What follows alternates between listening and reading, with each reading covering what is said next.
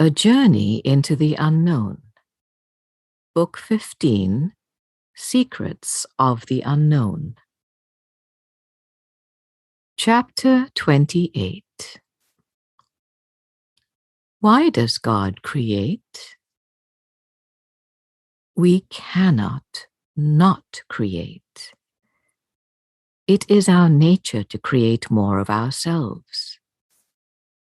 Let's go back to the supersouls. They were the first children of Godheads. They were created from larger amounts of source energy than what went into your own soul. So they were created super powerful. Supersouls were the aspect of God that first designed this and all universes. Things like air, water, and fire took several creation cycles. And then came non-thinking form. Thinking form came last. There are supersoul collectives. Some focus strictly on specific things, and some are multidextrous. The idea of archangels came into being. We needed them to help organize a hierarchy, because they would be producing microdroplet seeds, which would become angels. We would need angels to help boost creation from this side of the curtain. And there were many curtains, as many stages were being set. Before there were any kind of moving and thinking animal or humanoid type of life, there were the creations of supersouls, which then became archangels, which then produced angels. Before there was life as you know it, there were the beginnings of ideas which would become elements, like fire, air, and water. There were the beginnings of what would become worlds, some habitable and some not. You've been told that creation is messy, and it is. Not all ideas that come from the creative mind of God actually come to fruition. And some things that come to fruition did not develop as planned. There have been unintended and unanticipated outcomes. Chapter 29. Form is king in your world. Few can see beyond it. It defines everything, and it places great limits on spiritual understanding. What we have discovered after using form as a growth mechanism is that it has mixed results.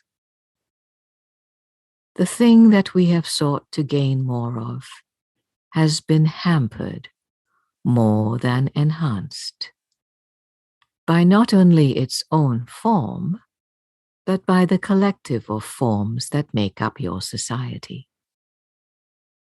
It is the form that has mattered the most, not the spirit. How resilient form is, how strong it is, and what others think of it has been what matters. This is an example of unintended consequence. Telling you that you are not what you think you are, and that you are something else entirely, has not worked. Even telling you that you are not just what you think you are, and that you are more than what you think you are, has not had widespread appeal. The control of limited thought has been the downfall of not only the Earth Project, but many other humanoid projects as well. If the fear ratio is too great, a spell is cast, and this spell is so powerful that it permeates the landscape. This is the section of this book where it gets a little spooky. Remember when I said earlier that I created shadow as a strengthening tool for the light? The shadow did not stay within its job classification. It became unruly and took on a life of its own. Shadow became an untreatable cancer in many parts of the multiverse. This is what we will talk about next. Chapter 30.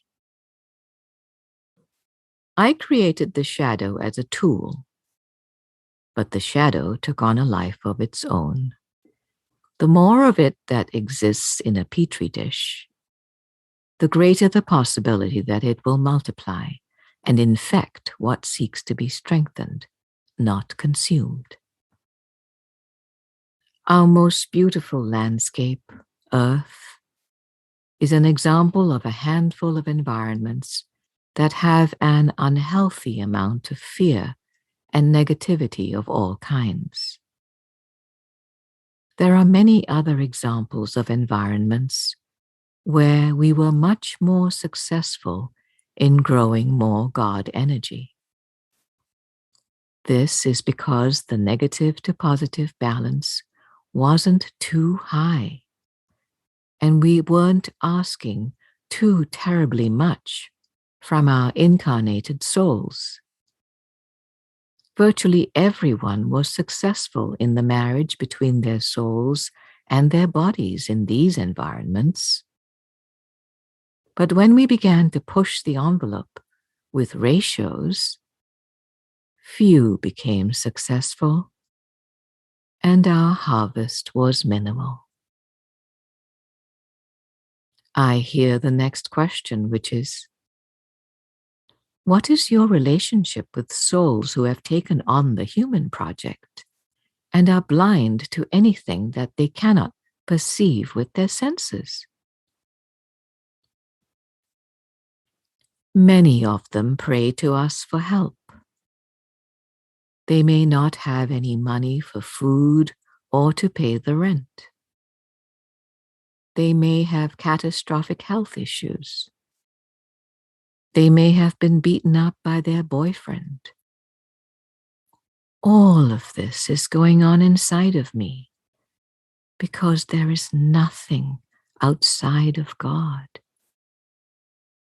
How can I allow this when I have hinted that there is a problem with the entire project and the programming? The short answer is that everything is allowed. The long answer is that we are intervening. Everyone's prayers are heard and responded to at the level that can be accepted. But who is everyone? Chapter 31. Everyone is part of God, whether they are a frog, a lion, a wounded warrior, or someone no one likes. Everyone is part of me, and I am part of everyone, whether they know it or not, whether they are lost on their journey or at the end of it. I love and admire all of the many parts of myself. Many parts of God do not know they are part of God. They think they are independent and separate from me. And this is okay, because it is part of the plan. Even when souls leave their recent lifetime in form, they retain all of the positives and all of the hard lessons, and they usually still identify as the name of that form or character. The truth is that there is oneness and there is complexity. The complexity strengthens the oneness and doesn't take away from it. Every soul is unique. Every soul is a unique creation in and of itself. What we are moving away from is fear and ego. What we are moving towards is unity, love, and cooperation. And how we will accomplish this is through various means. First of all parts of God are changing and adjusting, starting with the Godheads, and then filtering through the supersouls to the stages or environments, to the microdroplets, whether they came from the archangels or the Malachi. Why are we changing? We have discovered that there is a limit to creation. There is a danger to it that was not anticipated as part of the original intent. It can take on a life of its own and be unwilling to reconsider. The individual identities are fantastic in and of themselves.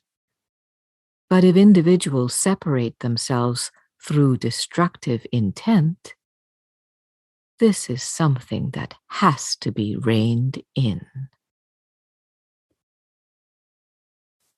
Chapter 32.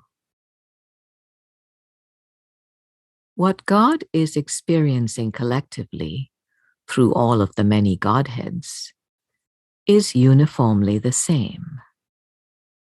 There are supersouls and microdroplets who have become identified with the shadow and are unwilling to release it. We call them service to self entities. This is entirely by choice on their end. This spans throughout all of creation. It is a risk of having free will. The vast majority of our creations are service to others. They have stayed in alignment with their true nature.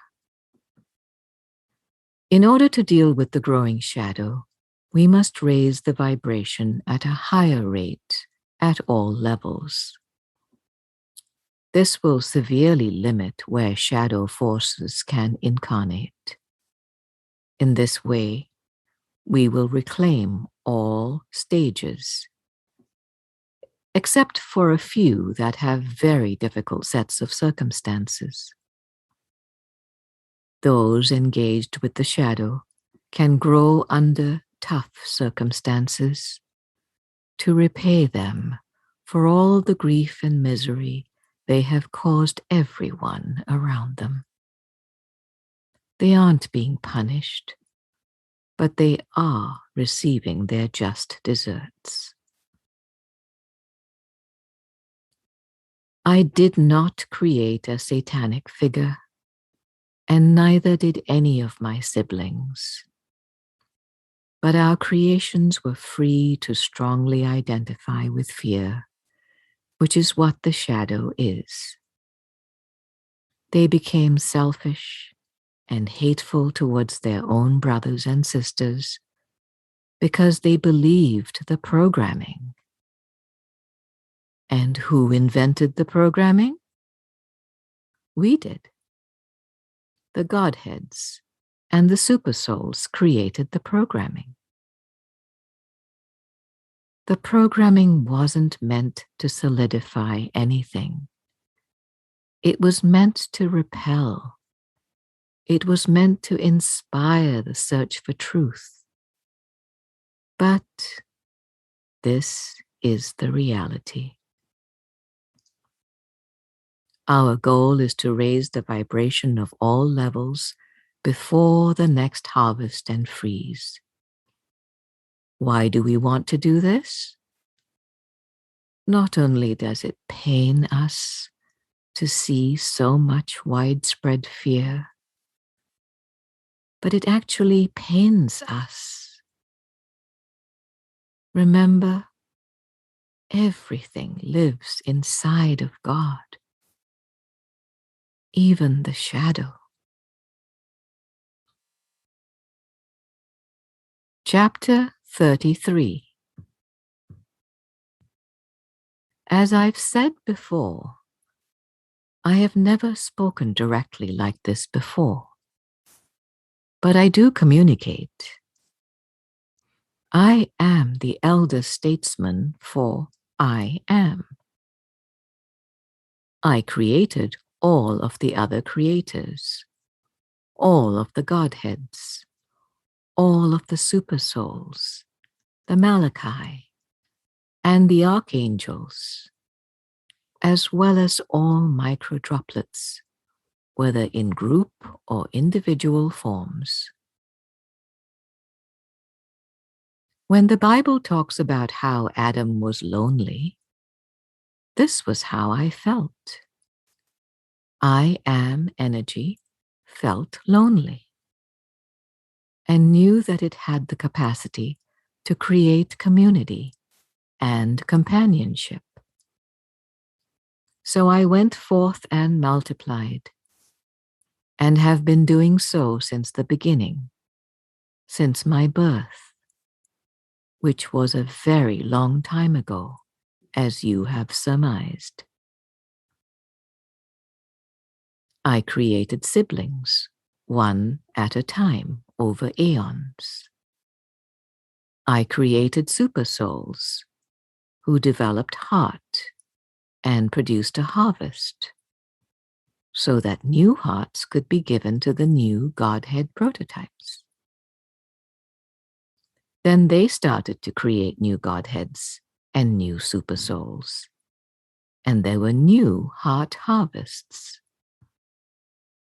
And this went on until stages were developed, universes and worlds which would serve as a backdrop, a stage for the manufacturing of stronger souls, which would produce a new kind of harvest. Don't take this the wrong way. Creation isn't just about production. Far from it. Having a big family is nice, but it is each individual member that I love. It's not their fault that they don't know about me and that they haven't heard this story before. I love everything about my children and my grandchildren. I love them even when they are lost in the fog and don't have a clue why they are here or who they are in truth. I love them even when they make painful choices, even when they cause me pain. I'm the one who gave them that ability in the first place. Chapter 34. We are earnestly setting the stage for the theme of our next creation cycle. which will be harmony in relationship. With shadow dwellers in contained environments, the rest of God can concentrate on improving things for each other, with service to others being the shared outlook. God has had a mixture of positive and negative energies. But this next time around, we are really seeking greater growth of the positive and little to no growth of the negative. We have very ego-driven forms who are working on the surface to improve things for others. And now, for the first time, we have those who have moved from Christ awareness or divine awareness to Christ consciousness, to fully embodied Christ manifestation. In other words, I am breaking through cocoons, not only here, but in many different environments, in many different worlds. We have much to do before the next harvest and freeze. You will be hearing from me again soon. Expect chapter 35 later this year. I am the original, nameless one.